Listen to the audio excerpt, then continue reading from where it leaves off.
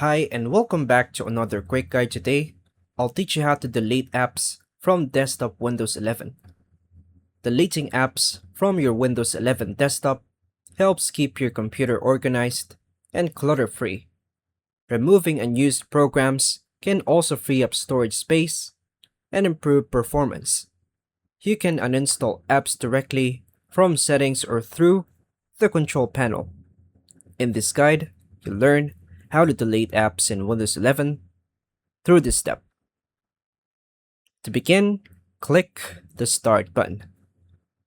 Click All Apps to view the full list. Find the app you want to delete. Right-click the app. Then, choose Uninstall. If prompted, click Uninstall again to confirm.